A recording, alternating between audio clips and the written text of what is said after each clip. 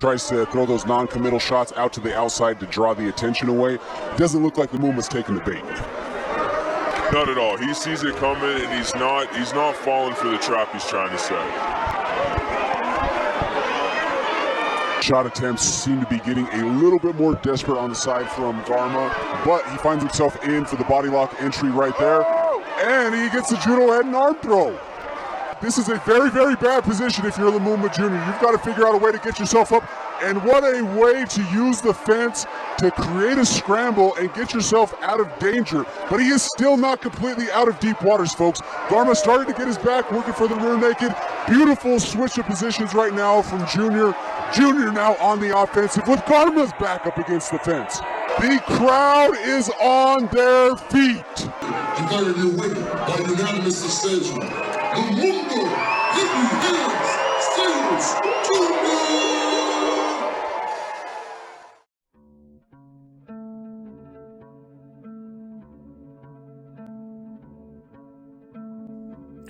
Lumumba Sayers Jr. was born in Denver, Colorado on September 3, 1999 to his dad, Lumumba Heavy Hands Sayers Sr., who was an MMA fighter, MMA standing for Mixed Martial Arts for anyone who didn't know, and his mother, Lakeisha Smith. And since I'll be referring to both father and son throughout this story, I'll call the son Junior and the father by his first name to make it a little easier identifying them as we maneuver through this video. Also, pay close attention to the background of Junior and his dad, as it is significant to how things play out later on. So anyways, at the young age of 5, Junior, who looked up to his dad as his hero, quickly took an interest in his father's profession and shadowed his father in mixed martial arts. He was also said to have accepted Christ at a very early age, and he was prevalent at the house of worship as he faithfully attended the Anchor of Hope Church and got baptized by Pastor V.J. Nellam. At just 10 years old, he attended Unity Church of God in Christ under the leadership of Pastor Lamar Kennedy,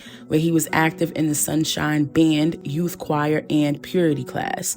Not only that, Junior worked with his father at their family business called the Sayers Citywide Movers, and he recruited other young people to work with him. Through his family business, he helped other young boys make a little extra change and showed them how to run their own business. Junior was generous with sharing his father amongst the other kids his age so they could have the same guidance that he had. And just to jump back into his faith, Junior actually returned back to Anchor of Hope as an adult with his father to witness his siblings' baptism, preparing to be active in leadership as well. In addition to his strong foundation with God, Junior grew up in a very supportive setting where goal achievement was highly encouraged. So when he graduated from Manual High School with honors in the class of 2017, it came to no surprise, but was still highly regarded and celebrated. In high school, Junior was known as LB the Man, starting as a key football player as a running back and middle linebacker. After high school, he furthered his education at Glendale Community College in Glendale, Arizona, receiving college credits. Junior had become widely known for his athletic abilities and his flamboyant personality. He was known for his generous heart. He was a family man, and he was one of 6 children, and he had a great bond with all his siblings. He loved to have Sunday dinners with his family. He loved to go out on the town with his mother, Lakeisha. You always saw him sporting a big, beautiful smile, making music, which was also a passion of his. He loved to dance, and he developed the skills of MMA. Junior was described by his father to be a beacon of light and someone who loved to give back to his community as he was taught to do. The community work he did began as a young adult when he became involved with the organization that his father created, which was called the Heavy Hands, Heavy Hearts nonprofit foundation that aimed at helping young people in the community to steer away from violence through structured training and a sense of belonging. He also had a boxing gym with the same name in Aurora, Colorado. He also had a leadership role in the organization called Gloves Up, Guns Down, which was another nonprofit to fight against gun violence and get the youth to do something more productive with their time. All the amazing attributes Junior learned and adapted, he had passed along to his own son as well, a little boy named Damari. It said that when Junior learned he was going to be a daddy, he just knew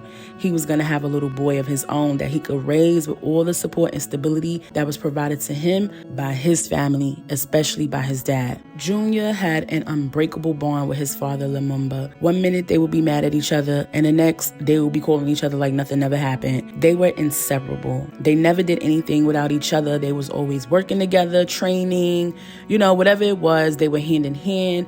They cracked jokes on each other. Junior telling his daddy, oh, I look better than you. And his daddy like, oh, how? When you got my whole face.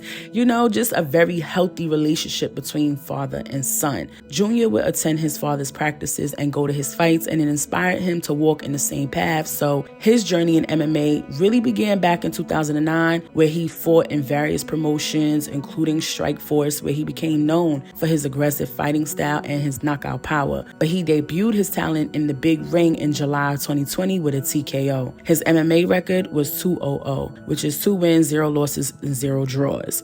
So he was on his way up in his career. Now, his father, Lumumba, was a pro MMA fighter, and his record consists of 6 wins, 5 losses, 0 draws. He was very respected and known in the community for his consistent work with the youth, and he was fervent about the fight against gun violence and violence in general amongst the youth. So much so that he received a humanitarian award in 2017, recognizing him for all the work he put into the community, especially the Black community. So imagine how Lumumba's entire world came crashing down when the very community he served, fighting against the plague of violence, claimed the life of his beloved baby boy and protege, 23-year-old Lumumba Jr. It was last summer, the night of Saturday, August 19, 2023, when police came rushing in to respond to a barrage of shot spotter alerts in Aurora, Colorado, near 28th and Welton Streets. As police arrived on the scene, they seen a total of 70 shell casings scattered across the street and on the sidewalk. In addition to those shell casings, were a total of 4 people down after getting hit by the bullets. The 4 people included Junior, his sister Hawaii, a female cousin of his, and another young man who was of no relation to Junior and his people. Out of those 4 people that was hit, 2 of them were injured but expected to survive, and those 2 were Junior's sister Hawaii and his cousin. The other 2 people being Junior and a 25-year-old young man by the name of Julian Musiwa. Unfortunately, they lost their lives. They were taken to the hospital, and about an hour after arriving to the hospital is when Junior passed away. Police had to begin their investigations to find out who was responsible for all of the bloodshed. A few days went by, and days turned into weeks, and weeks turned into an entire month of no answers about who committed this crime, until the following month in September, when a step towards justice was finally made.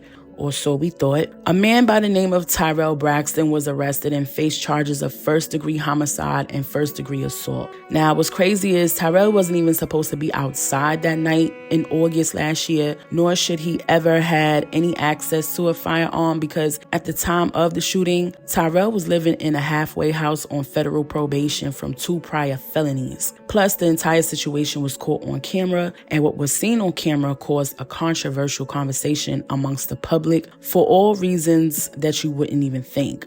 In an affidavit, it was revealed that when Junior saw his sister and cousin get shot, he too pulled out a firearm of his own and began shooting in the direction of the person that was shooting at them, trying to protect his family members. And some people decided that this was the time to criticize Junior and say things like, oh, why was he using a firearm if that's the very thing him and his father spoke up against and they fought so hard to steer clear of? Well, his father said he viewed the video footage of that night and said the weapon didn't even belong to Junior. He said in the video he could see his daughter Hawaii and Junior's cousin screaming that they were hit, and Junior went running to help them, and that's when he grabbed the weapon from another person that was out there and he started shooting. He said Junior never owned a weapon of his own, and he never would have ever owned a weapon of his own. Now, if you're wondering why all this even happened, like what happened, why was there just under 5 dozens of bullets that were fired at them that night? And you might keep wondering that because unfortunately, there was never a motive mentioned in any of the reports that I read. But of course, if any of my listeners are familiar with what happened from a different perspective, then feel free to drop what you know in the comment section below. Now, Lumumba was devastated. He was angry. He was hurt and just honestly at a loss of hope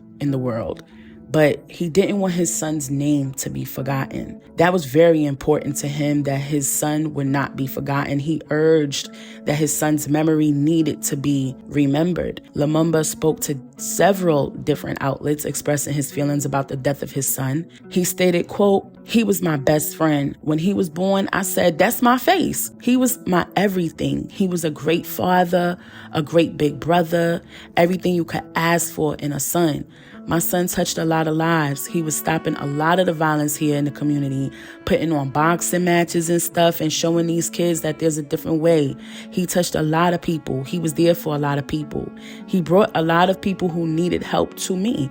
We have a studio. That was my son's favorite place to be. He loved creating music and bringing in the youth to be able to express themselves. It's a community that I came from, that we've been trying to help, that we've been trying to do things for, that killed my baby. This coward shot my son. The community that we protect, we try to provide for. The community that he tried to help guide in a different direction that he grew up in. They killed my son," end quote. When it was time for Junior's celebration of life, it was reported that over 1,200 people showed up to pay their respects to the young legend in the making. While celebrating Junior's memory, Lumumba was dead set on gaining the attention of the people and called on the community to have the courage to stand up to evil. He said, quote, "How many of y'all are gonna step away from your gang and hold the hood accountable for what they doing? We've learned to sweep killings and assaults under the rug and hide these people in plain sight, and they keep killing our kids. Who's gonna hold the hood accountable for what they doing to our kids?" End quote. Lumumba's cries for justice fell on deaf ears upon the law,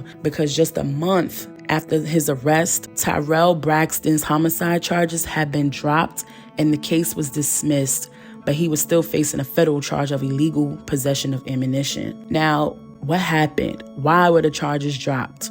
Unfortunately, again, those are questions that may never get an answer, because that case has been sealed and the Denver district attorney could not talk about its disposition. The Denver Police Department had announced that there would be no other arrests in the double homicide. This caused Lumumba a severe amount of emotional pain and mental turmoil and anguish as he watched the road to justice for his son's death come to an end. This unfortunate reality completely changed Lumumba for the worse for the rest of his life. Now let's fast forward to August of this year. It's been a whole year after Junior's death when it was reported that 46-year-old Lumumba Sayers was officially charged for first-degree homicide as a suspect in a revenge killing. In addition to the homicide charge, he also faces 2 counts of felony menacing, and he was initially being held on a $1 million cash-only bond. But here's the thing, Lumumba didn't even take the life of Tyrell Braxton, the one who was accused of taking his son's life. Lumumba took the life of a completely innocent man who had nothing to do with Junior's death. You see, according to an arrest affidavit, at approximately 5 p.m. on a Saturday, a 28-year-old young man by the name of Malcolm Watson was in the midst of celebrating his 5-year-old son's birthday at a party that they were having at Paradise Island Pool in Commerce City. Everything was going great, people having a good time, running around in their bathing suits, cooling their bodies off in the water in the middle of a hot summer. But all the fun and innocence of the setting had been stolen when Lumumba approached Malcolm at his son's party, held a gun up to his head, and shot him at close range, killing him instantly.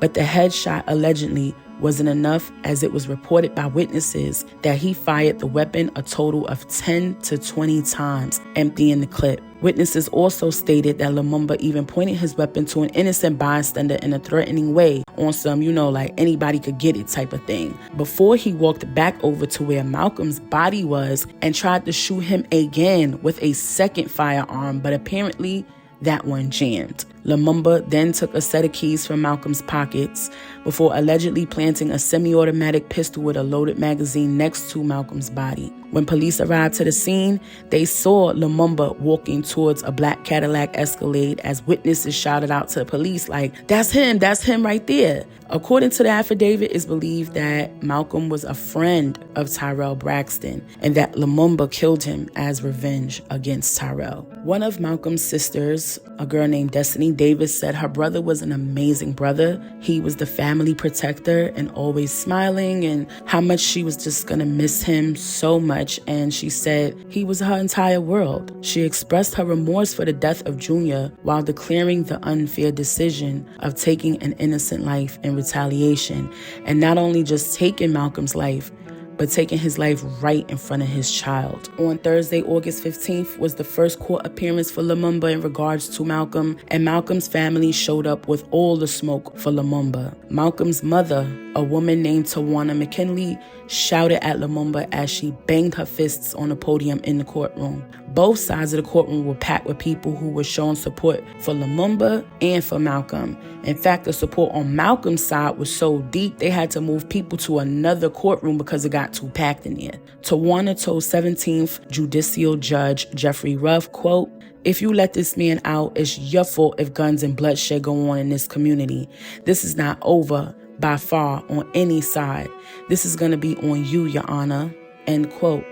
The tension was so thick in the courtroom, the energy was heavy, and things got more and more heated as Tawana spoke out against Lumumba. Eventually, she had to be removed from the courtroom, and as she was removed, there was a roar of cries, clapping, and shouting from their side of the courtroom, cheering her on for speaking out against Lumumba as she exited the courtroom. Megan Downing, who is Lumumba's attorney, argued that Lumumba's history of anti-violence activism in the community was reason enough to lower his bail from the $1 million cash-only bond. She also pointed out how the affidavit raised many questions, like the 10 to 20 shots that was reported despite there only being 4 empty cases found near Malcolm's body. Also, another man described to be dressed in tan was identified as a shooter by a witness. She said, quote, "While there are a number of questions raised about this case, what is clearly not in question is that you are dealing with an individual in this community who is nothing short of exceptional," end quote. The attorney also pointed out a collection of letters that the judge had already received boasting Lumumba's character and claiming how important he was for the anti-violence activism in the community. His attorney stated, quote, "At the end of the day, you have a person very deserving of a meaningful bond who has more substantial ties to the community than, frankly, most anyone I've ever seen," end quote. Senior lead deputy district attorney Laura Anderson and multiple family members of Malcolm disagreed that the bond should be lowered, claiming that friends and family are fearful of Lumumba seeking further retaliation. Malcolm's older sister, Denisha Stevenson, stated, quote, "He is a man on a vengeance, and a man on a vengeance does not need to be a part of our community," end quote. Malcolm's loved ones continue to beg and plead with the judge, saying that not only was this a homicide, but it was a homicide at a community pool in front of hundreds of children and families. Ultimately, the judge chose to increase Lumumba's bond to $5 million cash only, stating, quote, "The paramount issues in the bonding statute are really twofold. The court's belief that you will return on bond for your hearings and the safety to the community, and the subset of that, the safety to the victims. Those are the factors that I have to consider," end quote. Lumumba's next preliminary court hearing is scheduled for October 4th, which is this week coming up at the time that I'm posting this video, which is when prosecutors will present enough evidence to the judge to send the case to trial. Any and everybody who heard about these events were in complete shock. They couldn't believe that out of all the people who could have committed a gun crime, it would be Lumumba Sr. Malcolm's cousin, Deontay Wilkins, said he knew Lumumba was in pain just by the way he maneuvered throughout the community, how his presence changed, and based on the things that he would see Lumumba posting on the internet. Malcolm's family said Malcolm was never even involved in the death of Junior. His cousin Deontay said, quote, "I'm disappointed in a lot of our activists throughout the city, him specifically for the decisions he made, and really kind of going against everything that he preached and put out into the community. Some of the activists are siding with the situation, finding an excuse to somehow make the actions okay. I just don't feel that. If he could have snapped out of that moment, maybe it could be different. I still to this day believe he believed what he was preaching, but I feel like it was tough. The pain was hard. Mental health is real. Sometimes a lot of things will happen that will try to break us, and if you allow it, it will break you, and in turn, it could make a big trickle effect on who it affects," end quote. He went on to say that he still believes that Lumumba did care for the anti-gun violence movement, and he just hopes that people in the community can come together, continue advocating against gun violence, and help loved ones going through loss. As of today, Lumumba is being held at Adams County Detention Facility in Colorado, and Junior would have been 25 years old. Whew, familia, this story is one of the most heartbreaking stories I've done, and I know you probably hear me say that quite a few times, but this right here is just, there's so many floating pieces to this story, and my heart breaks for literally every single person mentioned here. You have this black man with his black son doing what society talks about wanting to see. He was a very present father. He kept his children out the streets and kept them doing something positive. He kept God first and his faith strong in his family. He was awarded for his contributions of his community. He brought people together, provided back to school items for the kids in the community. He was a role model for the children in the community. He raised his kids in the church. He was so admirable to his son that his son grew up to literally be just like him, same face and all. And when that young man's life got taken for who knows what reason, it turned Lumumba into a monster. It turned him literally into the very monsters he fought against. And unfortunately, it cost an innocent man his life. The young father was literally collateral damage over something that had absolutely nothing to do with him. So many lives were senselessly taken, and we have no clue why. And when it comes to Tyrell, I truly wish I knew why his case was dismissed. During my digging, I had found out that Tyrell had just got off of another charge that involved drugs and weapons in March of 2023, which was just months before Junior's death. Apparently, police legally didn't have a right to go in his backpack when they found a firearm in Tyrell's backpack. And when his girlfriend went to go pick up his belongings, police refused to give his girlfriend the backpack, which was also illegal or something like that. So apparently there was an issue that allowed Tyrell to escape those charges. So I'm wondering if somehow that mishap with the police had anything to do with this situation here, in terms of I don't know, we did you wrong once, we're not going to pin something else on you. I don't really know. I know stuff like that happens, but I just tell stories, you know what I mean? I don't really know the ins and outs of the legalities and the jargons and the this and the that. But I wish I did have more answers for y'all and for myself too, covering this story. I wish I knew why, all these people even got hit that summer night in 2023 and what that was all about. And poor Malcolm, he honestly didn't deserve to die. The way that trauma will be stuck in his little 5-year-old son's head forever. The memory of his father being shot in his head, close range, at his 5th birthday party will be etched in his brain forever. For Lumumba to have done that, he was completely out of his body, out of his mind, and he just gave up on life at that point. He was filled with so much rage, so much pain and anger to have been able to do something like that. And my heart breaks so bad because he still has so much to be a free man for. None of his work ever went in vain, but I guess he felt like it did. This story is just so sad. And familia, I, of course, want to hear your thoughts on this story. Let me know what emotions you feeling, what thoughts and questions came into your mind while listening to this story. How do you feel about Lumumba seeking revenge in the name of his son? Do you feel like his actions are justified? Do you feel like he should have went against Tyrell directly? How do you feel about Tyrell getting off on those charges? Do you feel like Malcolm's death should be charged to the game? And do you feel like Lumumba should receive a massive amount of time for his actions? You already know how we do, familia. Let's chop it up in the comments below. I want to send my deepest condolences to all the loved ones of the victims in this story. My heart goes out to each and every one of you. Rest in peace to Malcolm and the other young man that was killed alongside Junior. And of course, rest in heavenly peace, Lumumba Sayers Jr. You passed away way too soon, but your work in the community is not unnoticed. I pray that your spirit lives on with your loved ones forever. And please be a beacon of peace for your father. You'll never be forgotten.